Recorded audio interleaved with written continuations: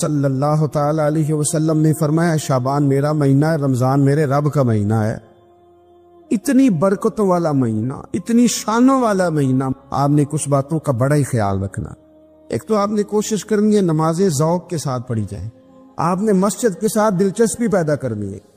آپ یہ کہیں کہ زیادہ سے زیادہ میں نہ دوسروں کو نواز سکوں، میں نہ چپکے سے پہنچوں کسی غریب تک، خود سے جاؤں اور اس کو اپنا محسن سمجھیں جس کی وجہ سے اللہ آپ کو ثواب دے رہا ہے، اس کو محسن سمجھیں جس کی وجہ سے اجر مل رہا ہے۔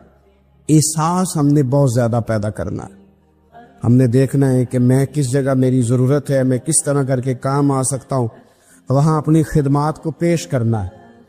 میرے رسول پاک علیہ السلام نے فرمایا کہ جب رب نہ مانے تو پھر وہ کمزوروں کے صدقے مان جاتا ہے، پھر وہ ضعیفوں کے صدقے مان جاتا ہے۔ فرمایا اللہ تم سے بارشیں روکنا چاہتا ہے، پر تمہارے ضعیفوں، کمزوروں، غریبوں کے صدقے، مجبوروں کے صدقے وہ تم پر بارشیں برساتا ہے۔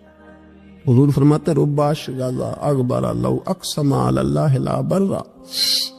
کچھ ایسے لوگ ہوتے ہیں کہ ان کے بالوں میں خاک پڑی ہوتی ہے، چہروں پہ مٹی الجھے ہوئے ہوتے ہیں، لیکن اگر وہ اللہ پہ قسم کھا لیں تو اللہ ان کی قسم بھی پوری کر دیتا ہے، قسم بھی۔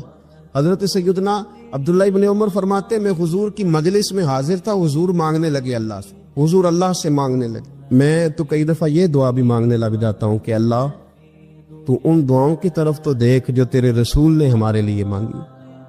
اللہ تو ہمیں تو نہیں نہ مانگنا آتا، نہیں طریقہ آتا، نہیں سلیقہ آتا، نہیں انداز آتا، ہم تو بے توجہ سے لوگ ہیں، بیٹھنے کا ڈھب نہیں آتا ہمیں تو ہاتھ اٹھانے کا سلیقہ نہیں آتا، ہم تو وضو کرنے کے اس طریقے سے آشنا نہیں پائے۔ اللہ تیرے محبوب نے تو خوب مانگا ہے نا تجھ سے، تیرے پیارے حبیب علیہ السلام نے تو تجھے منایا ہے نا ہمارے حق میں، تو اللہ تو ان دعاؤں کی طرف تو دیکھ۔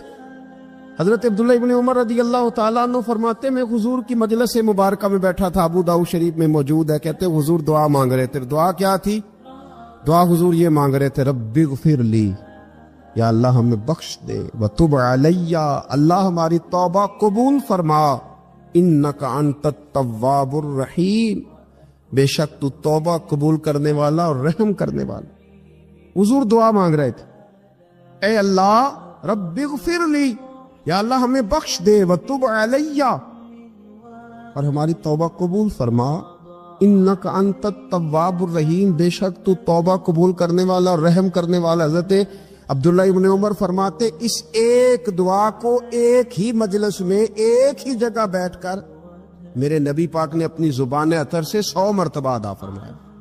100 مرتبہ حضور نے یہ لفظ کہے رب اغفر لی وتب علی، رب اغفر لی وتب علی، رب اغفر لی، اے اللہ بخش دے، رحم فرما، وتب علی، بس قبول کر لے نا اب ہماری توبہ، انک انت التواب الرحیم، بے شک تو توبہ قبول کر لیا کرتا ہے، تو رحم فرمایا کرتا ہے۔ ایک ہی مجلس میں 100 دفعہ حضور نے دعا مانگی، دعا مانگ کے پھر دعا مانگی، اور دعا مانگ کے پھر دعا مانگ، اللہ کو منایا میرے رسول پاک۔ حضور نے ہمیں بتلایا اسے مناؤ، اس کی بارگاہ عالی مرتبت میں جھکو، اور حضور نے خود بھی یہ طریقہ ہمارے سامنے بطور سنت کے چھوڑا، اور پھر نبی پاک صلی اللہ علیہ وسلم نے آگے بڑھ کے ہمیں کچھ اور باتیں بھی ارشاد فرمائی۔ حضور نے ہمیں بتلایا کہ پچھلے لوگ اپنے رب کو کیسے مناتے تھے، وہ کس طرح اس کے حضور ناز عرض کرتے تھے۔ حضور نے ہمیں اللہ کو منانے کے طریقے بھی بتلائے، فرمایا جب ماں باپ دعا مانگیں گے اولاد کے حق میں تو وہ مان جائے گا۔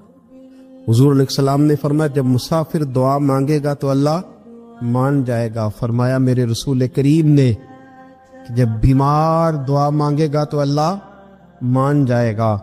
اور سید عالم علیہ السلام فرمانے لگے جب تمہارے ضعیف، کمزور، مجبور لوگ دعا مانگیں گے تو اللہ مان جائے گا۔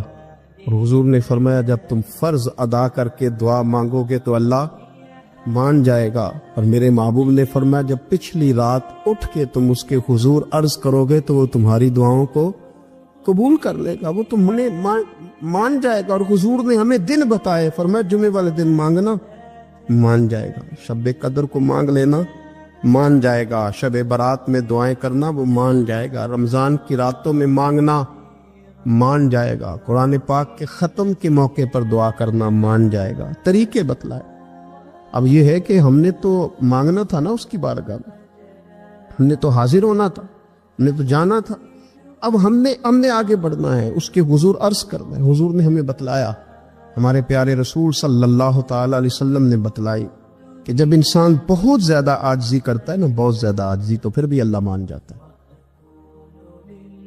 جب وہ اس کے حضور بہت عجز کا اظہار کرتا ہے، بہت زیادہ عجز کا اظہار کرتا ہے، وہ ڈر جاتا ہے اس سے۔ وَلِمَنْ خَافَ مَقَامَ رَبِّهِ جَنَّتَانِ، فرمایا جو میرے سامنے کھڑے ہونے سے ڈرے گا میں اسے 2 جنتیں عطا کروں۔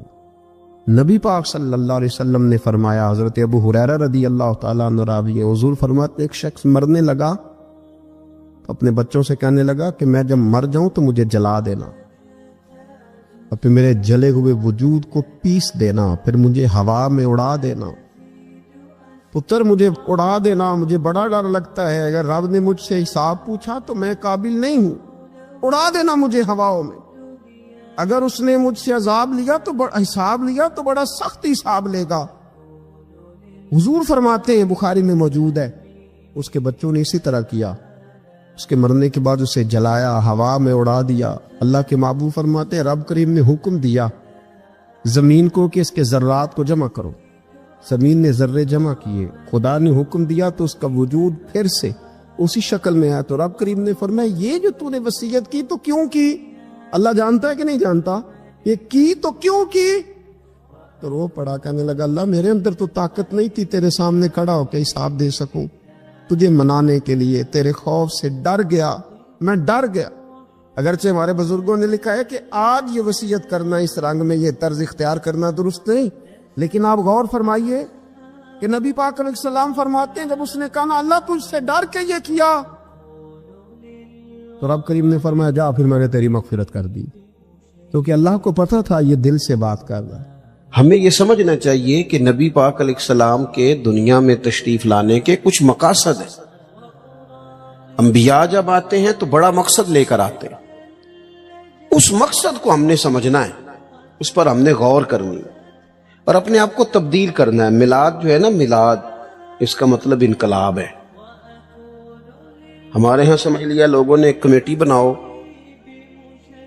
اور خوب جناب اچھے طریقے سے آپ ایک بزم سجاؤ، یہ بڑی اچھی باتیں ہیں، الحمدللہ اس کا اللہ بڑا اجر عطا فرمائے گا، یہ بڑی خوب بات۔ لیکن میرے عزیز جو میلاد شریف ہے نا، لفظ میلاد یہ انقلاب کا نام ہے۔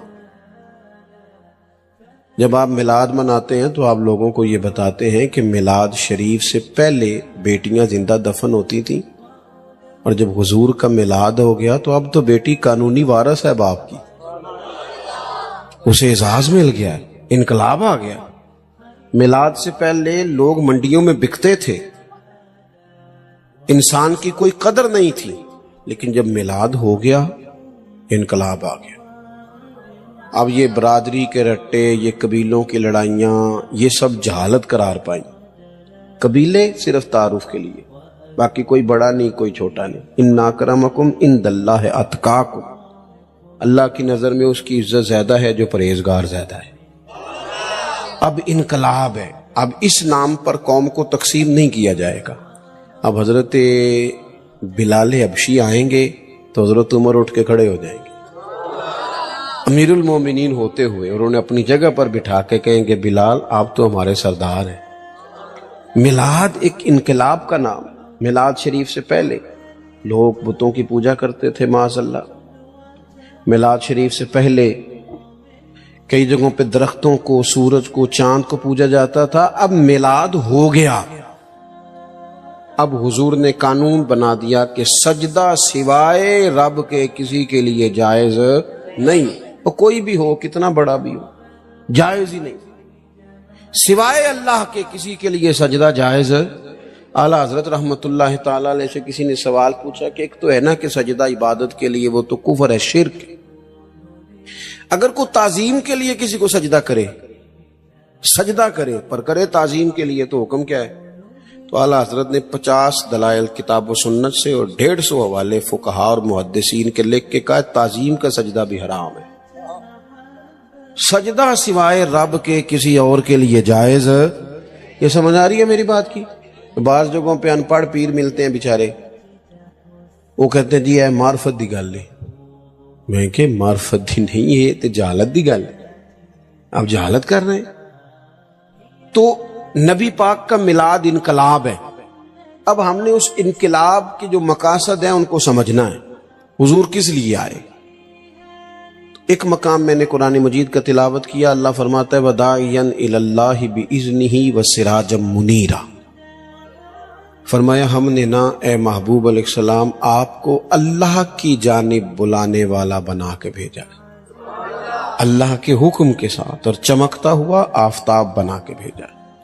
نبی پاک علیہ السلام نے لوگوں کو اللہ کی جانب بلایا، عبادت کا سبق دیا. ہمارا جو وجود ہے نا یہ کچھ چیزوں کو طلب کرتا ہے،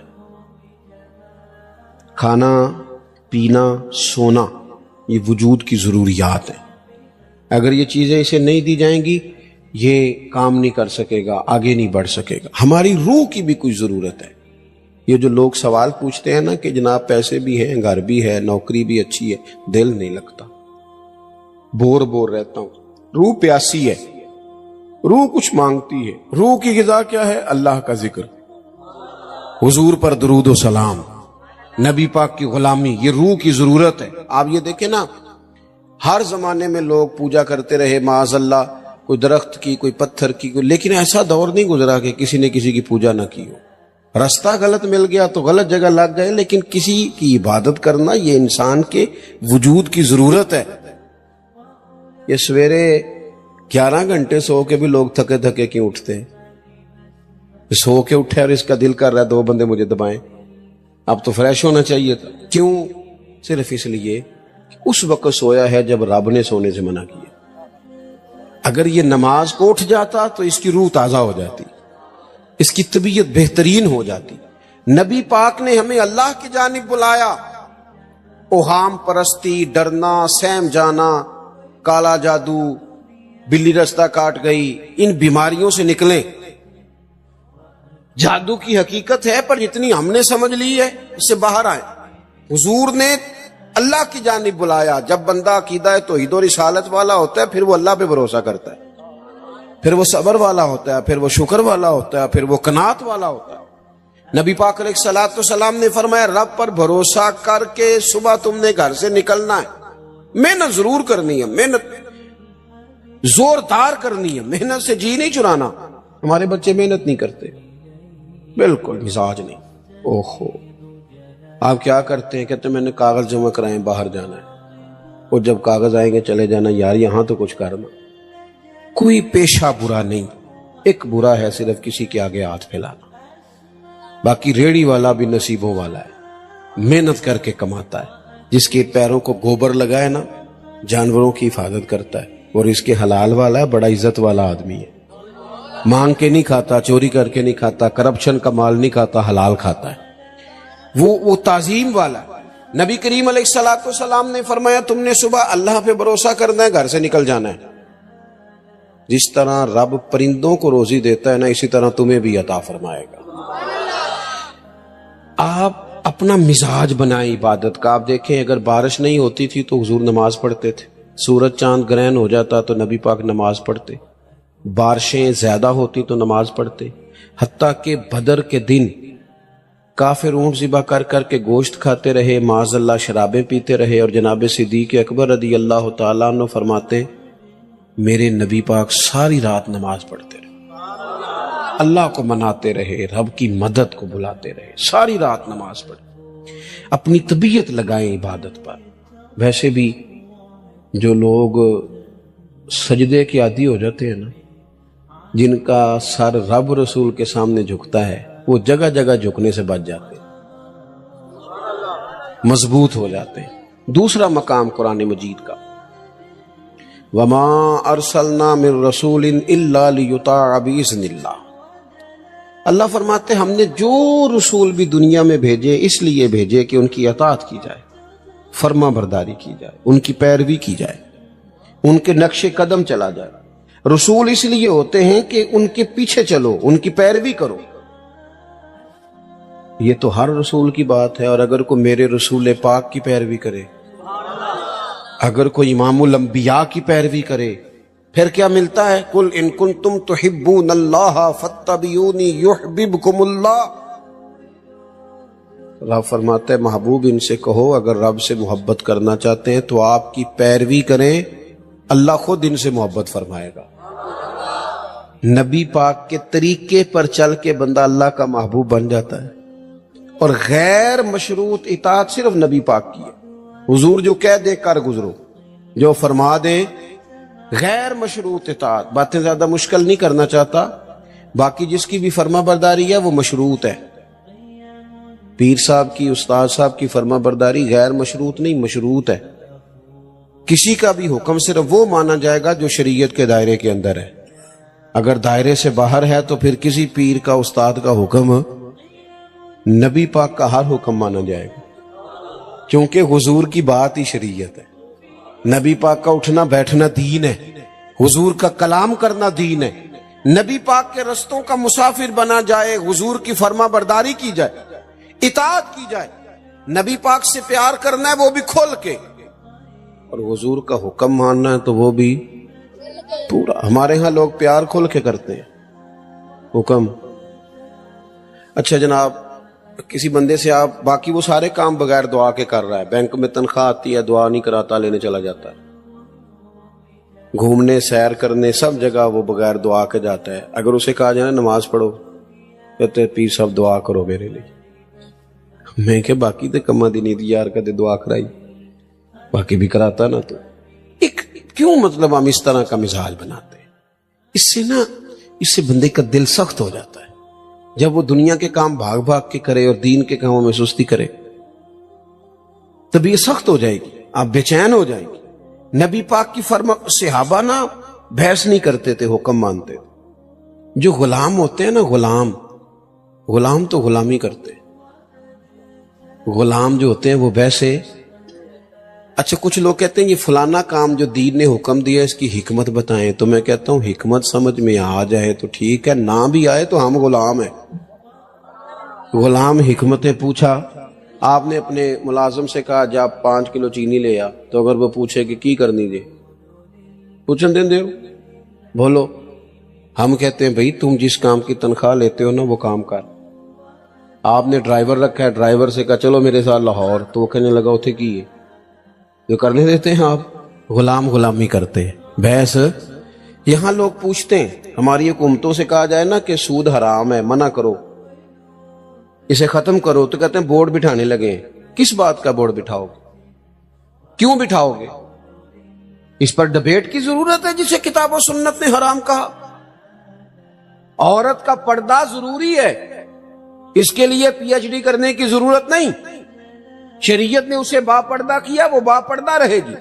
حلال حرام کے مسئلے جاننے کے لیے اللہ نے انسان کے وجود میں شعور رکھ دیا ہے. اس کے لیے بندے کا گریجویٹ ہونا یا ماسٹر کی ڈگری رکھنا ضروری نہیں. اسے پتا ہوتا ہے یہ میرے لیے حلال ہے، یہ میرے لیے حرام ہے. ہم کیا کرتے ہیں؟ دین کو خوب مناتے ہیں، ہم نعرہ خوب لگاتے ہیں، عمل کی باری آتی ہے تو سستی. بلکہ جو لوگ گھنٹوں بیٹھ کے دینی معاملات پہ ڈسکس کرتے ہیں وہ بھی بھاگ رہے ہوتے ہیں. عمل کے معاملے میں اللہ ماشاءاللہ چست ہو کے، عمل چست ہو کے. غلامی کرتا ہے. امام احمد بن حنبل ایک غلام خرید کے لائے. آپ فرمانے لگے تیرا نام کیا ہے؟ قربان جائیں. امام صاحب کہتے ہیں اس نے پہلے ہی جواب دیا تو مجھے وجد ہو گیا. تیرا نام کیا ہے؟ کہنے لگا حضور غلاموں کا نام نہیں ہوتا، آپ کسی اور کو بھی پکاریں گے تو میں سمجھوں گا مجھے ہی آواز دے رہے. آپ نے فرمایا یہ کمرے پسند کر لے، رہے گا کہاں؟ کہنے لگا حضور غلاموں کے نخرے نہیں ہوتے، آپ جہاں مجھے کہیں گے میں چپ کر کے سو جاؤں گا. فرمانے لگے روٹی کیا کھائے گا؟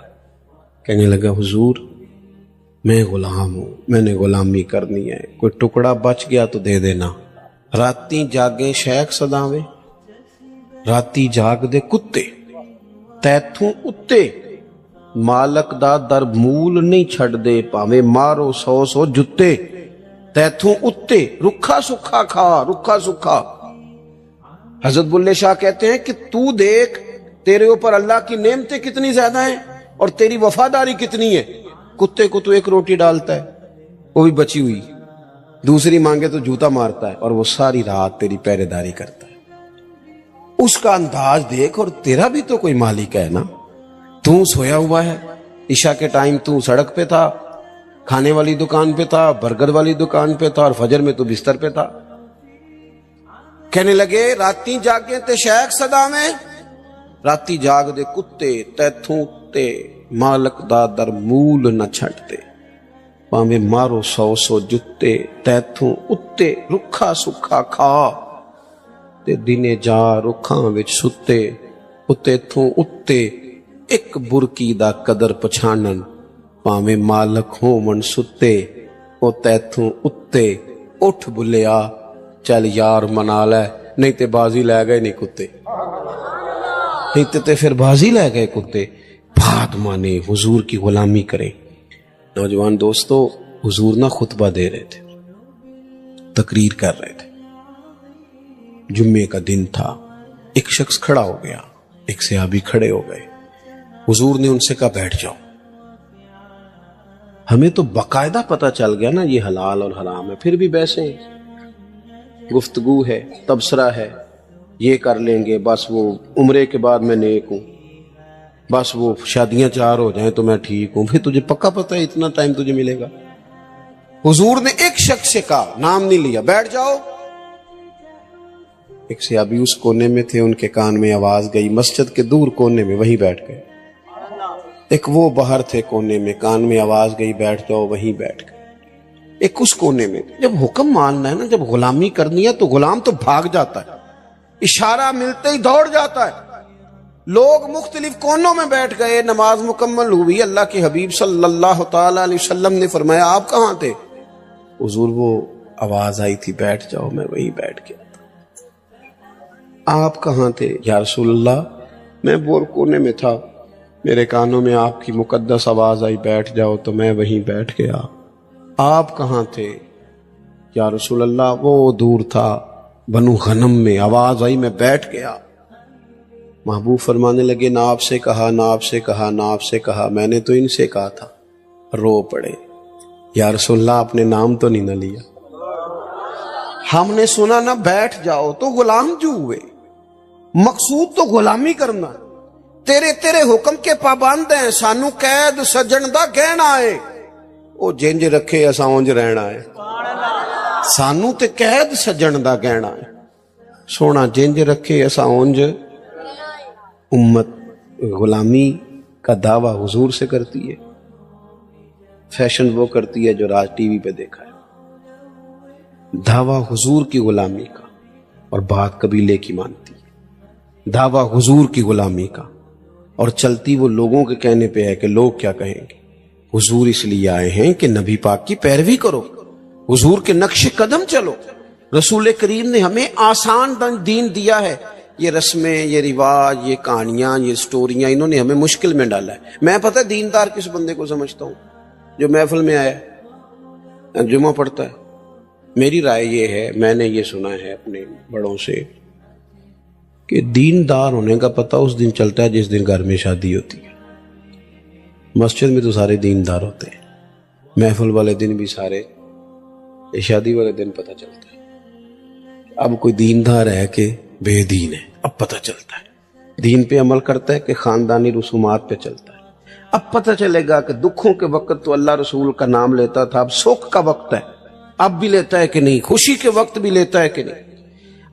रोजमर्रा के मामलात में हुजूर से सीखें। हुजूर ने हमें आसान दीन दिया है। हम तो बंदे राजी करते करते, दुनिया ठीक करते करते थक गए हैं, रूहें थक गई हैं। वो लोग गए थे बेचारे 4 साल के लिए मुल्क से बाहर, के मैंने अपना कबीला चलाना है, 40 साल हो गए वापस नहीं आए, जनाजे नहीं पढ़ सके, क्योंकि दुनिया राजी कर रहे। आसान दीन रसूल करीम ने दिया है, ना इधर उधर भागो, ना अपने आप को थकाओ। नहीं चल सकते हम दुनिया के साथ, जो दुनिया चाहती है। एक है तरक्की की तरफ बढ़ना, वो तो मामला अलग है। एक है रस्मो रिवाज, कि मैं थोड़ी देर पहले दोस्तों को कह रहा था, ये अभी कोई 15-16 साल पहले की बात है, हमारे खानदान में एक शादी थी, तो मेरे चचा जान ने दादा जान से कहा कि मैरिज हाल बुक कराना है, बच्ची की शादी। دادے ہوری لڑ پے, انہاں کہا تیاں کرو روانہ کری دیا. ابو پھر 15-16 سال ہی لنگے نے, لوکاں نوں یہ گل بولی گئی. ہوں گھر کرایا تو انہاں کہنا کھرے پینڈو نے, انہاں کو خرے پیسے نہیں, لہذا میرج ہال پہ میرج ہال. چل گئے ہم, تھوڑا ٹائم لگتا ہے, سارے ساتھ ہو جاتے ہیں. دادا جی کہنے لگے پتر تیاں کرو ٹوری دیاں نے. تو پھر بڑی مشکل سے انہیں منایا, اس شرط پہ مانے کہ رخصتی کے وقت بچی گار ہو. ہم میری بات کو سمجھے, ہم نہ بلا وجہ کی آزمائشوں کا شکار ہیں. حضور کی پیروی کریں, آسان دین میرے رسول پاک نے دیا, نبی پاک نے, لو سنو بات خوش ہو جاؤ گے. ہمارا ہاں مسئلہ یہ ہے کہ دولت تقسیم ہو گئی ہے, وہ اس طرح تقسیم ہوئی ہے کہ بعض لوگ امیر سے امیر تر ہو گئے اور بعض غریب سے غریب تر ہو گئے. ہمارے پاس جو 100 روپے آتا ہے وہ ہماری اپنی ملکیت ہوتا ہے, ہم اس میں سے کسی کو 20 دینے کو تیار ہے. حالانکہ حق یہ ہے کہ اگر اللہ نے دیا ہے نا تو ذرا بانٹ لیں, بانٹنے سے سرور بڑھ جاتا ہے. میں اپنے دوستوں کو مشورہ دیا کرتا ہوں کہ 3 بندوں کا کھانا 4 بھی کھا سکتے, 4 کا کھانا 6 کھا لیتے ہیں, اور کھانا 6 کا ہو تو 10 کو بھی پورا آ جاتا ہے. شرط یہ ہے کہ دسترخوان چھوٹا بھی ہو پر دل بڑا ہو, دل بڑا ہو, گنجائش ہو. حضور نے ہمیں کیا طریقہ دیا ہے؟ 10 دینار تھے نبی پاک کے پاس, حضور بازار گئے, 4 دینار کی قمیض خریدی, پہن کے حضور باہر تشریف لائے تو ایک انصاری صحابی نے عرض کی حضور مجھے نہیں دے دیتے؟ حضور اسی وقت گئے, پرانا کرتا پہنا, قمیض اتار کے دے دی. پھر جا کے 4 دینار کی اور خرید کے لائے. محبوب واپس آ رہے تھے, 2 دینار بچے ہوئے تھے, ایک خاتون کو دیکھا رو رہی ہے. حضور نے فرمایا کیوں روتی ہو؟ عرض کی حضور میں فلاں آدمی کی ملازمہ ہوں, کنیزہ ہوں, آٹا خریدنے کے لیے اس نے 2 دینار دیے تھے, مجھ سے گم ہو گئے, میں پریشان ہوں, وہ مارے گی میں جاؤں گی. تو محبوب نے فرمایا یہ لینا 2 دینار. اسی پہلا بندے دا صاحب بھی بابا کری دے پہ یہ حقدار ہے کہ ہاں بڑا صاحب. ہم گئے وہ سیلاب زدگان کی مدد کرنے کے لیے, اللہ نے توفیق دی, کافی سارے لوگ گئے. ویسے ان سیلاب والے ٹر گئے نا سارے اپنے اپنے کرائیں جی, خبراں ٹھنڈیاں ہو گئی. ہاں اسی خبراں تے چلن والی قوم, ٹرینڈ تے چلن والے لوگ. جی ٹرینڈ چل رہا ہے تے اسی بھی ناراض ہو گئے ہو نہ ہویا جی یار تہاڈی مہربانی, میں ٹور چلا, بس ٹرینڈ پہ نہ چلو, حقیقت پہ چلو. 3 مہینہ چڑھ گیا, سڑکوں پہ بیٹھے ہیں لوگ. آپ کی ساری جماعتیں, سیاسی جماعتیں حکومت میں, کسی کی مرکز میں ہے, کسی کوئی بندہ شور نہ کرے کہ میں حکومت میں نہیں. کوئی پنجاب میں حکومت میں ہے, کوئی کے پی کی خیبر پختونخوا میں ہے, کوئی مرکز میں ہے, کوئی سندھ میں ہے. نہیں صحیح آ کیا میں تے پھر یار انجن کرو نا, تسی پریشان ہی ہو گئے ہو. میں سیاست ساری سمجھتا ہوں پر سیاست کرتا نہیں ہوں, کیونکہ ہم نے ہر دکھ کو محبت کا تسلسل سمجھا. ہم کوئی تم تھے کہ تم سے شکایت کرتے کی محبت تو سیاست کا چلن چھوڑ دیا. ہم اگر عشق نہ کرتے تو حکومت کرتے. میرے بھائی غور کریں آپ بات پر, سب کی حکومت ہے جتنے ہیں, ان کو چاہیے تھا نا پہلے اپنے سارے رٹے چھوڑ دیتے, پہلے ان کو گھروں میں بساتے. لیکن ہم بھی موج والے لوگ ہیں, ہم نے تو سپورٹ کرنا ہے سامنے جو بھی ہو. الیکشن آئے نہیں تے سبوئے کے دفتر پایا نہیں, تے مفت دیاں لڑائیاں, کوئی لینا دینا نہیں. تو میرے کہن تے ووٹ نہ دیتے تے میرا تیرا جین مرن تسی مکایا, انہاں تے نہیں مکایا. انہوں نے نال دی پارٹی نے وزارت دیتی, انہوں ادھر ٹر جانا ہے. کیوں آپ اس مذاق کے ہتھے چڑھتے ہیں, استعمال ہوتے ہیں؟ بچیں ان چیزوں سے. بہرحال بات ختم کرنی ہے, آگے بڑھتا ہوں. ہم وہاں گئے تو بعض لوگوں نے کہا جی یہ تو تنگ کرتے ہیں, یہ تو چھین لیتے ہیں. میں نے انہیں کہا جب بھوک زیادہ لگتی ہے نا تو کئی دفعہ انسان کھاتے کھاتے کپڑے بھر لیتا ہے سارے. بھوک زیادہ لگ جائے تو پھر کئی دفعہ آداب یاد ہم نہ توجہ نہیں کرتے, دیکھتے نہیں کہ دائیں بائیں بھوک کتنی زیادہ ہے. ہم ڈھونڈتے پھرتے ہیں, تھرمامیٹر رکھا ہوا ہے, پہلے پورا پتہ کر لو بندہ مستحق ہے کہ نہیں. امام شافعی فرمایا کرتے تھے تو پہلے بتا رب نے جو تجھے دیا ہے تو اس کا حقدار تھا؟ تو بندوں کو چیک کرتا پھرتا ہے اور سخت رویہ رکھتا ہے. بہرحال بات لمبی نہیں کرنی. حضور علیہ السلام گھر چلے گئے, اس کو 2 دینار دیے. وہ کہنے لگی یا رسول اللہ پھر نہ مار پڑ جائے کہ دیر سے کیوں آئی ہو. حضور نہ اس خاتون کو لے کے اس کے مالک کے گھر چلے گئے کہ سفارش کر دوں اسے کہے کچھ نہ. محبوب نے ان کے دروازے پہ کھڑے ہو کے کہا السلام علیکم. اندر سے جواب ہی کوئی نہ آیا. حضور نے پھر فرمایا السلام علیکم. کوئی جواب نہیں آیا. تیسری دفعہ حضور 3 دفعہ دستک دیتے. تیسری دفعہ کہا السلام علیکم. وہ سارے بول پڑے وعلیکم السلام. تو حضور فرمانے لگے پہلے جب میں نے سلام کیا تو جواب کیوں نہیں دیا؟ عرض کی حضور دل کر رہا تھا آپ ذرا زیادہ سلامتیاں بھیج دیں. کرم ہو رہا ہے تو ذرا ہو جائے نا، تھوڑا سا کرم ہو جائے نا ذرا. حضور علیہ السلام نے فرمایا یہ تمہاری خادمہ ہے، کنیز ہے، آٹا اس کے گم ہو گئے تھے دینار تو نیا سامان خریدتے، دیر ہوگی اسے مارنا نہ. اسی بھی سفارش کری دی ہے پر بندہ ہوئے تگڑا تھا. ماڑا سفارش ہی آ جائے تو انہوں آکی دا گڈی دا کرایہ ہے ہی، اس کی تو نہیں نا سفارش ہوتی، وہ تو بیچارہ حاجت مند ہے. یہ کام نہ کرو. کچھ کام زندگی میں صرف اللہ کی رضا کے لیے بھی کرو، اپنی قبر و حشر کی بہتری کے لیے بھی کچھ کام کریں. عزیز بھائی حضور جب وہاں چلے گئے نا تو محبوب نے فرمایا اسے کہنا کچھ نہ. تو وہ حضور کے غلام اتنے خوش ہوئے، عرض کی حضور کہنا کیا ہے؟ آپ آ گئے ہم نے آزاد کیا. اب محبوب واپس آئے تو پتہ کیا فرمایا حضور نے؟ فرمانے لگے دیکھو بھئی اللہ نے مجھے 10 دینار دیے تھے، میں نے بھی قمیض پہن لی ہے، ایک انصاری نے بھی پہن لی ہے اور ایک کنیز بھی آزاد ہو گئی ہے. تو آسان زندگی دی. حضور کی پیروی کریں. ایک آیت اور پڑھتا ہوں پھر بات کو سمیٹوں گا. تیسرے مقام پر اللہ کریم نے فرمایا کما ارسلنا فیکم رسولا منکم یتلو علیکم آیاتنا ویزکیکم. فرمایا جیسا کہ ہم نے تم ہی میں سے تمہیں رسول دیے ہیں، میرے رسول تم پر قرآن پڑھیں گے اور تمہارا تزکیہ فرما دیں گے، تمہیں پاک کر دیں گے. پاک ایک ہوتی ہے ظاہری طور پر میل کچیل، وہ بھی بندے کو بے چین کرتی ہے. آپ 1-2 دن غسل نہ کریں طبیعت بوجھل ہو جاتی. جب بندہ نہا لیتا ہے تو اپنے آپ کو ہلکا پھلکا محسوس کرتا ہے. یہ بٹن ٹوٹ جائے نا ویسٹ کوٹ کا، کرتے کا، تو کسی کو نام بھی پتا ہو تو جس کا ٹوٹا ہو وہ بڑی ٹینشن میں ہوتا ہے کہ میرا بٹن ٹوٹیا ہے. بلکہ وہ بچے شور کرتے ہیں کہ میں شادی تے جانا ہی نہیں، میری جتی پرانی ہے. کسی کو بھی نہیں پتا پرانی ہے کہ نہیں ہے، لیکن اسے تو پتا ہے نا پرانی ہے.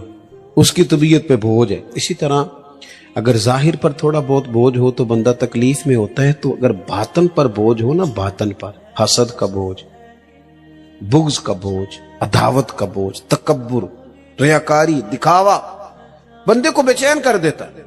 حضور اس لیے آئے ہیں کہ قرآن پڑھیں گے اور تمہیں پاکیزگی عطا فرما دیں گے. نبی پاک نے نا لوگوں کے دلوں کے بوجھ اتار دیے. پاکیزگی دل.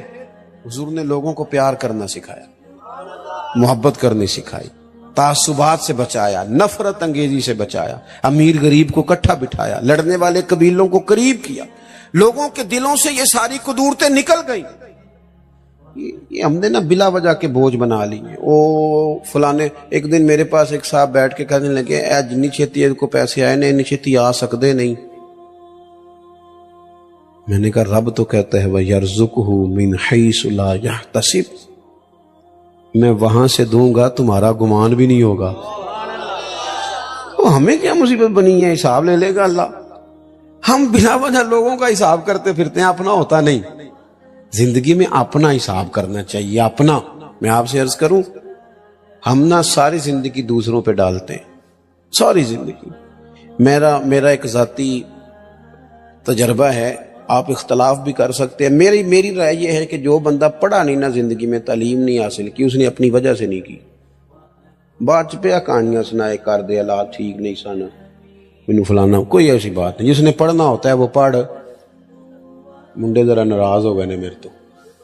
حضرت صاحب تسی تے ابیاں نوں سچی گل سمجھا رہے ہو، میں آپ کو صحیح کہہ رہا ہوں. جنہوں نے پڑھنا تھا نا وہ دن کو فیکٹری میں ملازمت کر کے بھی رات کو پڑھ لیتے. جس نے پڑھنا تھا نا اس نے، ہم پڑھتے نہیں، توجہ نہیں کرتے، محنت نہیں کرتے، ادھر ادھر کی سرگرمیاں زیادہ ہیں. اپنی غلطیاں ڈھونڈیں، اپنے دل سے بوجھ اتاریں. زندگی میں کہاں کہاں کمزوریاں وہ دور کریں. حضور علیہ السلام نے فرمایا یہ حدیث آپ نے یاد رکھنی ہے. نبی پاک علیہ السلام نے فرمایا اے انس میرے بیٹے تم سے ہو سکے تو صبح اس حال میں کرنا کہ تمہارے دل میں کسی کا بغض نہ ہو. آپ میری بات پر توجہ کریں جی، بچے ہیں ہوتا رہتا ہے معاملہ. حضور نے فرمایا انس تم سے ہو سکے تو صبح اس حال میں کرنا کہ تمہارے دل میں کسی کا بغض. محبوب فرمانے لگے یہ میری سنت ہے، اور جس نے میری سنت سے محبت کی اسی نے مجھ سے محبت کی ہے. یہ میری سنت ہے، یہ میری سنت ہے. نیرا مسواک لے کے دانت صاف کرنا ہی سنت نہیں، دل صاف رکھنا بھی سنت ہے. ہاں پاک ہوئے تے پاک ہی ملدا ہے، بنا پاکوں پاک نہیں ملدا.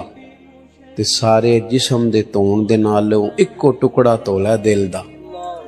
دل کو نہ ذرا، ہمیں کیا مصیبت بنی ہے بلا وجہ لوگوں کی ٹینشنیں پالنے کی، کوئی ضرورت نہیں. زندگی سادہ سی، اتنے جگہ مل جائے تاں بھی ٹھیک ہے، پیچھے مل جائے تاں بھی ٹھیک ہے، کوئی پوچھ لے تاں بھی ٹھیک ہے، نہ پوچھے. ہمیں مصیبت بنی ہوئی ہے، مصیبت. ساڈیاں ساریاں لڑائیاں کی ہوندیاں نے پلا، پوری لڑائی پھول لو رشتہ داراں دی وچوں پتہ نکلدا کی ہے. انہاں جی مینوں پوچھیا ہی نہیں، میں تینوں کدے لئی پوچھ دے. کمال آدمی ہے بھئی آپ کس چکر میں. پھر ایک اور بھی گل ہے جے پوچھ لئیے تے پھر بھی مصیبت ہے. کہنا جی میری مننی نہیں سی تے پھر مینوں او کرما لیا تیرے کو مشورہ پوچھیا سی، حکم نہیں سی پوچھیا. تینوں کیا سی مشورہ وہ ہوتا ہے جو قبول بھی کیا جا سکتا ہے. اور نبی پاک علیہ السلام کئی دفعہ جناب صدیق اکبر کی رائے اور ہوتی تھی، حضرت عثمان کی اور ہوتی تھی، حضور جناب عثمان کی قبول کر لیتے. حالانکہ افضلیت تو سب سے زیادہ جناب صدیق اکبر کو ہے نا. وہ بھائی کیا بات ہے، ہم بلا وجہ کے رٹے ڈال کے، اور کوئی مسئلہ ہی نہیں، کوئی مصیبت ہی نہیں. آپ سادہ طرز زندگی اختیار کریں، سادہ. دیکھو حضور کا طریقہ کیا ہے. نبی پاک علیہ السلام غلاموں کے ساتھ مل کے بیٹھتے، زمین پہ سو جاتے. سیدہ عائشہ صدیقہ فرماتی ہیں جب تک گھر میں رہتے گھر والوں کا کوئی نہ کوئی کام ہی کرتے رہتے. اپنی زندگی میں دوسروں کا بھلا کرنا شروع کریں، صاف دل کریں. حضرت بابا فرید الدین مسعود گنج شکر بابا صاحب رحمت اللہ علیہ فرماتے ہیں کہ ایک نیک نوجوان تھا، دن کو روزہ رکھتا، رات کو نماز پڑھتا، پر اللہ سے ڈرتا پھر بھی بہت ہی زیادہ تھا، بڑا ہی ڈرتا تھا. موت کا وقت آیا تو ماں ہی تھی بس اس کی، تو ماں سے کہنے لگا اماں تو میری ماں ہے، میرے ساتھ 3 وعدے تو کر. اس نے کہا پتر تو بتا، آخری ہجکی لے رہا ہے اور اس غریبنی ماں سے تو وعدہ لے رہا، بتا کیا وعدہ. عرض کرنے لگا اماں جب میں مر جاؤں نا تو میرے گلے میں رسی ڈال کے تو مجھے گھمانا گھر کے صحن میں، اور لوگوں کو کہنا جو رب کی نافرمانی کرے اس کا یہی حال ہوتا ہے. یہ اعلان کرنا جو اللہ کے نافرمان ہوں ان کا یہی اشر کیا جانا چاہیے. اور اماں پھر دوسرا وعدہ کر، میرا رات کو جنازہ اٹھایا جائے، میں نہیں چاہتا کہ کسی کے منہ سے یہ لفظ نکل جائے کہ وہ دیکھو اللہ کا نافرمان جا رہا. رات کو میرا جنازہ اٹھانا. اور اماں تیسرا میرے ساتھ وعدہ کر کہ لوگ مجھے دفن کر کے آ جائیں گے تو میری قبر پہ چلی جائے گی. عمل میرے پاس کوئی نہیں، پر مجھے لگتا ہے ماں کے قدموں کی برکت سے عرش کا مالک بھی رحم فرمائے گا. اماں تو وعدہ کر، میرے ساتھ وعدہ کر. بابا صاحب رحمت اللہ علیہ فرمانے لگے کہ ماں بوڑھی ماں نے وعدہ کر لیا. کہا بیٹے ٹھیک ہے، اگر تیری یہی ضد ہے تو میں تیار ہوں. پھر اس نے کلمہ شہادت پڑھا، اس نوجوان کی روح پرواز کر گئی. بوڑھی ماں نے رسی منگائی تو ولی من خاف مقام ربہ جنتان، جو ڈر جائے. اس نے تو کہا تھا نا کہ رسی ڈال کے گھمانا اور کہنا یہ اللہ کا نافرمان ہے، اس کا یہی اشر ہونا چاہیے تھا. لیکن جب ماں گلے میں رسی ڈالنے لگی تو گھر کے ہر کونے سے آواز آنے لگی خبردار یہ رب کا دوست ہے، اللہ کے دوستوں کے ساتھ اس طرح کا معاملہ نہ کیا جائے، اسے چھوڑ دیا جائے. اور کہا تمہیں کچھ بھی اور کرنے کی ضرورت نہیں ہے، یہ تو رب کا دوست ہے اور رب کی بارگاہ میں حاضر ہو گیا. کہ مومن متقی ہوتا ہے نا، پرہیزگار ہوتا ہے، اس نے کچھ نیکیاں بھی کی ہوتی ہیں، جس طرح اسے اپنے گناہوں کا پتہ ہوتا ہے نا. اسے پتہ ہوتا ہے کہ نہیں یار فلاں کام میں نے فقط اللہ کی رضا کے لیے کیا ہوا ہے، وہ میرا اور میرے رب راز ہے۔ فرمایا جب تم بڑے الجھ جاؤ نا، راوی حضرت عبداللہ ابن عمر رضی اللہ تعالیٰ عنہ، حضور فرماتے ہیں 3 لوگ سفر کر رہے تھے۔ یہ آپ اندازہ فرمائیے، صحیح مسلم کی حدیث ہے، اور ذرا حضور کے سمجھانے کا ایک یہ رنگ بھی ہے اللہ کو منانے کا، ایک یہ انداز بھی ہے اس کی بارگاہ میں گزارشات پیش کرنے کا، یہ بھی ایک طریقہ حضور نے ہمیں بتلایا۔ اگرچہ اپنی نیکیوں کو چھپانا چاہیے، نیکیاں جو چھپی ہوئی ہوتی ہیں وہ قیمتی ہوتی ہیں، وہ قیمتی چیزیں ہوتی ہیں جو لوگوں نے چھپا کر کے رکھی ہوتی ہیں۔ حضرت عبداللہ ابن عمر فرمانے لگے کہ نبی پاک صلی اللہ علیہ وسلم فرماتے ہیں 3 لوگ سفر کر رہے تھے، رستے میں طوفان آ گیا، تیز بارش شروع ہو گئی، تو حضور فرماتے ہیں وہ تینوں بارش سے بچنے کے لیے ایک غار میں چھپ گئے۔ ان کو پتہ ہے پرانے زمانے کے اندر غاریں ہوتی تھیں، اور لوگ جب سفر کرتے تھے لمبے تو پتھروں اور پہاڑوں کے بیچ میں سے سفر کرتے تھے۔ وہ غار کے اندر چلے گئے، اب چونکہ طوفان بہت زیادہ تھا، جب وہ غار کے اندر چلے گئے تو اللہ کے پیارے حبیب صلی اللہ علیہ وسلم فرماتے ایک پتھر اوپر سے لڑکتا ہوا آیا اور غار کے منہ کے آگے آ کے اس نے غار کو بند کر دیا۔ اب اتنا تیز اور اس مضبوطی کے ساتھ وہ پتھر لگا اور اتنا صحیح فٹ ہوا کہ اندر روشنی آنی بھی ختم ہو گئی۔ اب 3 لوگ ہیں، تھوڑی دیر تو وہ پریشان رہے کہ شاید اب کبھی بچ نہیں سکیں گے، شاید چاروں جانب اندھیرا ہی ہے اور اندھیرا ہی رہے گا، شاید یہاں سے نکلنے کے لیے اب ہمیں کوئی رستہ میسر نہیں آئے گا۔ وہ پہلے تو پریشان ہوئے، پھر کہنے لگے یار اس طرح کرو، ذرا غور کیجیے گا میری بات پہ۔ فرمایا اس طرح کرو، اگر کوئی زندگی میں نیکی کی ہے نا تو ذرا اس نیکی کو یاد تو کرو، اور یاد کر کے اس مالک کے حضور عرض تو کرو، وہ کریم ہے، کوئی آنکھوں شاید من جاوے تے گل کم تتڑی دا بن جاوے، عرض تو کرو۔ تو ان میں سے یہ آپ اندازہ فرمائیے، یہ بات بیان کون کر رہا ہے؟ یہ مدینے والے رسول بیان کر رہے ہیں، یہ نبی پاک علیہ السلام نے بیان فرمایا۔ یہ وہ کہانی ہے جو ہمیں ہمارے نبی پاک نے سنائی، رسول کریم علیہ السلام نے ہمیں بتلائی، یہ داستان محبت۔ حضور فرمانے لگے ایک نے ان میں سے ہاتھ اٹھائے اور اس نے انداز کیا چھیڑا، عرض کرنے لگا اللہ تو جانتا ہے نا میں نے بکریاں رکھی ہیں، میں غریب ہوں، مزدور ہوں، اور مالک تو یہ بھی جانتا ہے کہ میرے بچے بھی ہیں، بیوی بھی ہے، پر میں جب بھی گھر لوٹا ہوں تو دودھ میں نے بچوں اور بیوی کو پہلے نہیں دیا، بوڑھے ماں باپ کو پہلے دیا۔ اللہ میں نے ان کے ساتھ ہمیشہ کرم کے بازو کھول کر معاملہ کیا۔ وہ غار میں تنہا بیٹھے ہیں اور اپنے مالک کو منا رہے ہیں، عرض کرتے ہیں اللہ تجھے یاد ہے نا ایک رات جب میں بڑی دیر سے لوٹا تھا، لکڑیاں کاٹتے، درخت تلاش کرتے، مجھے دیر ہو گئی، میں دیر سے لوٹا تھا، نیت یہ کر رکھی تھی کہ دودھ سب سے پہلے ماں باپ کو پلاؤں گا، مالک جب میں لوٹا تو وہ بوڑھے تھک کر کے سو گئے تھے، میری بیوی نے مجھے کہا کہ بچوں کو پلا دو، وہ سو گئے، تو میں نے کہا نہیں میرے ذمے ہے ان بوڑھوں کے دل کو ٹھنڈا کرنا، ان سے پیار کرنا۔ اللہ بیوی مانگتی رہی، بچے طلب کرتے رہے، میری ٹانگوں میں گھومتے رہے، بار بار آتے رہے، اور میں نے دودھ نہیں پلایا۔ اے مالک فجر ہو گئی، آفتاب طلوع ہونے کا وقت آ گیا، پر میں نے ماں باپ کے بیدار ہونے کا انتظار کیا۔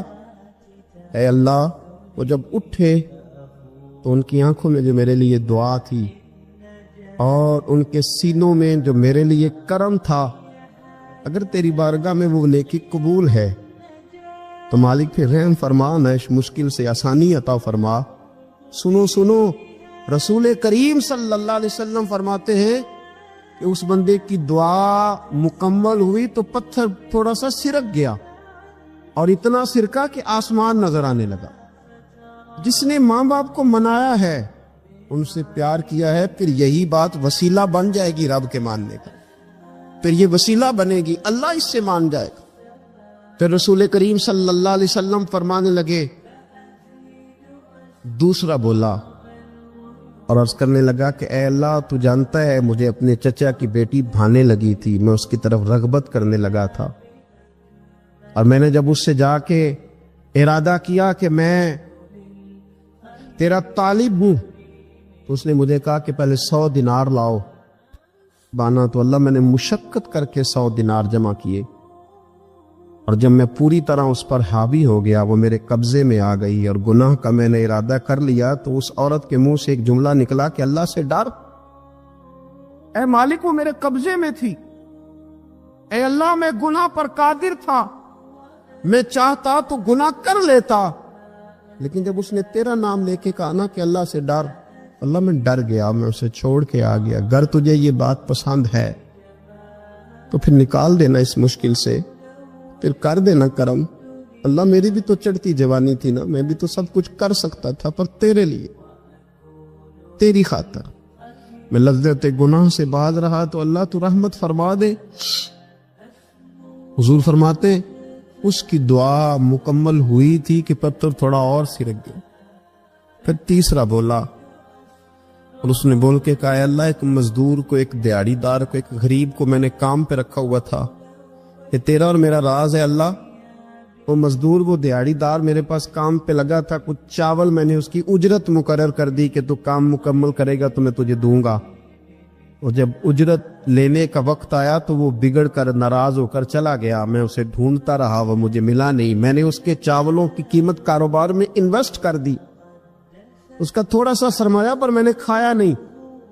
फिर वो उससे मैं कारोबार करता रहा, और इतना कारोबार किया कि बहुत सारी गायें और उनके चरवाहे तैयार हो गए। वो सालों के बाद लौटा।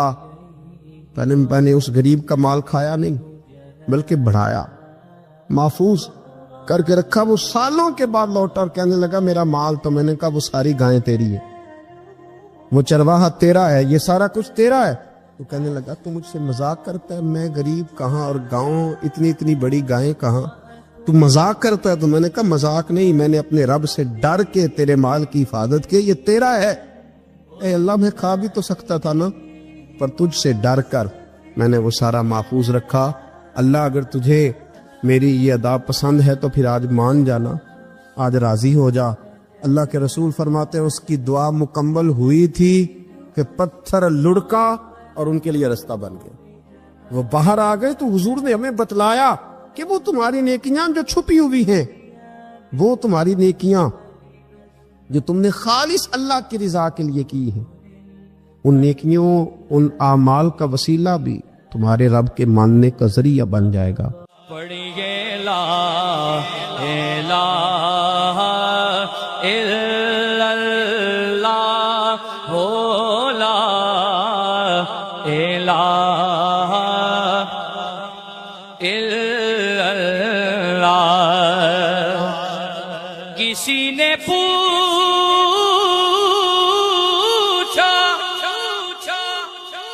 कि जन्नत की कोई कीमत है, तो मुस्तफा ने कहा, ला इलाहा इल्लल्लाह हो, ला इलाहा इल्लल्लाह, हक ला इलाहा